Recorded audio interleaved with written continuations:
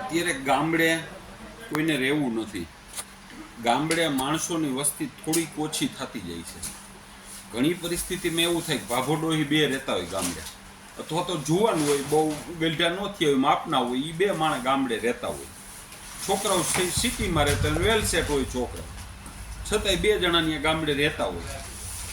હવે ગામડે રહેતા હોય ને, જે વ્યક્તિ ગામડે રહે છે, જેના મમ્મી પપ્પા ગામડે રહે છે, કે બાપા માજી ગામડે રહે છે, એને હે ને શક્ય હોય ત્યાં સુધી ગામડે રહેતા હોય, સોનાનો કે પૈસાનો કે કાંઈ મોહ ના રાખો. ઘણા માજી ગામડે રહેતા હોય ને તો ઠોરિયા પડ્યા હોય હોનાના, માળા હોનાની પહેરી હોય. ઘણી વાર છે ને કોઈ મોટી ઉંમરના બાપા હોય ને તો એના ઓલા બટન હોનાના હોય. આવી બધી વસ્તુ હોય ને તો પછી અમુક ઉંમર થાય ને તો આ બધી મૂકી દેવું.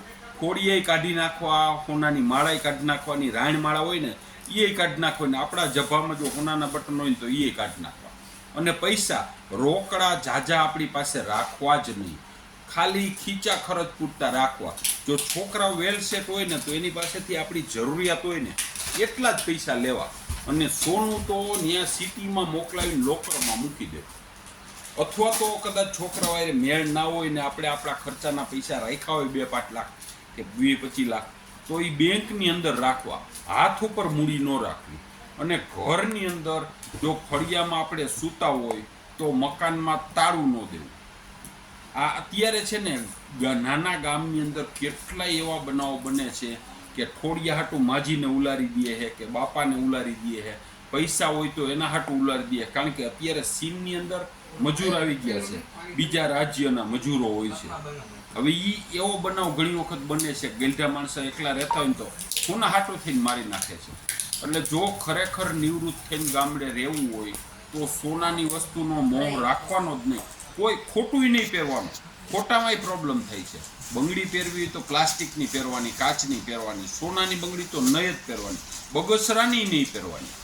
આવી બધી વસ્તુ હાટું થઈને ઘણી વખત વૃદ્ધોને ખૂન થાય છે કે મારામારી થાય છે કે મોઢે બાંધીને લઈ જાય છે. આ બધી વસ્તુ થાય છે.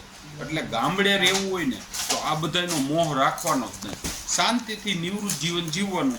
જોઈ આપણી જરૂરિયાત પૂરતા થોડા ઘણા પૈસા રાખવાના અને ઘર ખુલ્લા મૂકી દેવાના. ચોર આવે ને તો ભલે આટો મારીને વયા જાય. ઘર આપણે જો ફરિયામાં સૂતા હોય ને તો ઘરને તાળા નહીં મારવાના. અગાસી ઉપર સૂતા હોય તો બધું ખુલ્લું રાખીને હોવાનું, જેથી કરીને કોઈ આવે કે લૂંટના ઈરાદાથી તો આપણા ઉપર હુમલો ના કરે.